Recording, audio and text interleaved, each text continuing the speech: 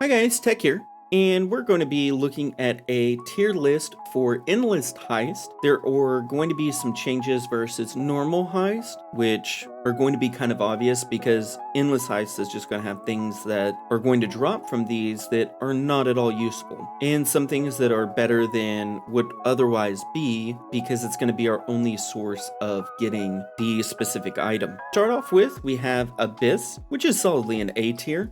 Abyss is going to give you Abyssal Jewels as well as Stygian Vices. Abyssal Jewels are very, very good for anyone that can scale flat damage exceptionally well, things like Tornado Shot and Minions. They are also very, very good early on for helping you fix resistances or getting extra life or energy shield or armor, things of that nature, as well as it's also a very good way of getting onslaught and potentially phasing. Our next one, and I'm going to kind of group two of these together, is going to be armor and weapons. They're both going to be solidly in B, and this is going to be the complete opposite of normal Heist, but this is going to be our only option to get fractured, synthesized, and influence bases. While leveling, these are pretty good, and they're probably actually a little higher, just because that's going to probably get you a significant upgrade from one of these almost every time it drops. But at endgame, it's going to give you access to synthesized and influenced items, which are absolutely fantastic. These next two are absolutely useless, and it's just because of the way the Endless Heist mechanic works. There's not a way to use oils, so you can't neck anoint, and there is not a map device to use either the Blighted maps or the Breech splinters, which in turn turn into Breech stones. Currency this is going to be one of those weird ones. Normally this would be solidly an A, but for Endless Delve, it's probably solidly in C. It's not the greatest form of crafting. It's not horrible. And depending on where you're at in your progression, early on currency is obviously better than it is later on in the game. You're going to want it just for the Orbs of Alchemy and for the transmutes and for the alt. Later on, you may want it to try to Exalt Slam a specific item, but it's kind of just is what it is. If you can block successfully, Exalt Slamming becomes very, very good. But remember, we're not going to have a crafting bench, so we're going to be much more limited into the power of currency than we normally would be. Delirium is also solidly an A. Now, while we're not going to be able to get the Simulacrum Splinters, which would normally in Delirium Orbs, which would normally put this in S tier for a normal heist, we still get Cluster Jewels, and Cluster Jewels are very, very good for almost all builds. Even builds that don't get a full cluster tree can really benefit from smalls that give you either a lot of life or an endurance charge on hit or on block, as well as like some block chance. If you're on top side or the left side of the tree, it's probably the easiest way to get block cap is through Cluster Jewels. Very, very powerful, and we'll see a little more high-end build potential just by having easier access to them than what we had in Delve League. Div cards are probably solidly in B. The reason that they're solidly in B is they guarantee stacked decks, I believe, in the Heist lockers. Normally, like, div cards were probably C tier, close to useless, just because other than the Delve specific ones, it was almost impossible to get matches. With having so many stacked decks available, this is actually significantly better, and you should see even though it's going to be random, you should see a very good ability to turn in more common div card sets, as well as maybe getting lucky and being able to turn in some big high item div cards as well. You could also potentially get nurses or doctors from the stacked decks, as well as the voids, which are just very, very powerful items. Essences are solidly an A. This is probably your second best crafting method. It will be your best crafting method earlier on, where Delve will kind of probably take priority later on. Even though, something to kind of know, you can drop every tier of essence. Even though it's more rare, it is very, very valuable and very, very prominent. So if you need to craft more elemental damage helms, you will have an access to that if you're playing something like Righteous Fire. And essences are better for certain builds and not quite as good for others. Kind of the middle ground is probably A tier.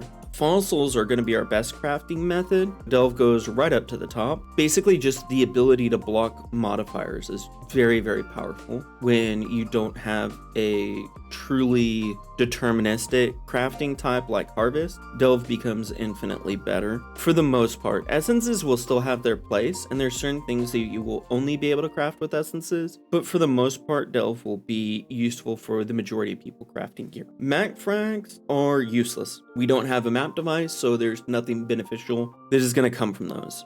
Gems, I've debated between B and C here. I think they're solidly in B, at least while leveling, and they may be even good later on. About the gems is they can drop leveled as well as quality.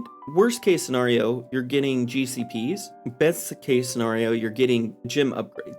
Now, these cannot drop the alternative quality that only comes from Grand Heist. Even with them only being able to drop normal superior, you're still going to get a lot of mileage and a lot of value out of having the gems available to you, and it's probably going to be the quickest way of getting your power level up while leveling. Harbinger is kind of better and worse than currency. The reason why it's better is you do get a higher chance of getting the more rare currency types, and you also get ancient orb. Ancient orbs are very, very valuable if you're trying to get a specific unique item, especially a unique item that only has a couple of base types. Ancient orbs are just very, very good for that. Belt, shields, very low level body armor. There's a couple of things that ancient orbs are just fantastic at, and you may want to save some specific tiered uniques just to ancient orb and turn it into something else. Jewelry. So jewelry is easily S tier.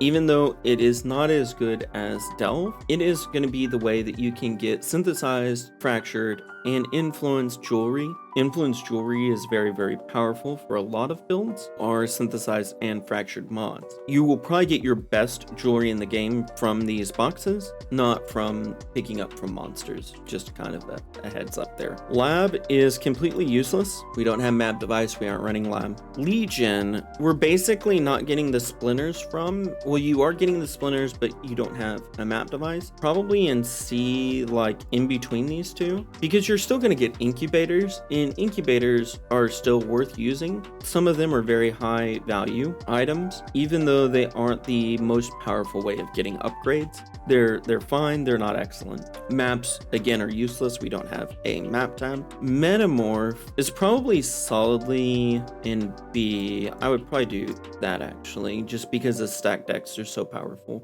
Metamorph is going to give you catalyst to upgrade your jewelry with specifically. So it's going to let you get more resistances or more life or more attack mods depending on the build. So Metamorph is really going to give you a very high power level and potentially a way specifically with like unique jewelry where you can really maximize the jewelry more than you would be able to without them. Prophecy, I'm not sure if it will be included or not. Either way, it's useless because we don't have a way of activating it. Talismans are like the top of the top S tier. The reason talismans are top of the top S tier is it's our only way to get Nekanoid, can really help carry you, especially if you get a good one. If you are doing a block build and you get pseudo, or if you are doing a life-based build and you get a big life node on the other side of the tree than what you would normally get, or you can get an offensive or a defensive build. Even though we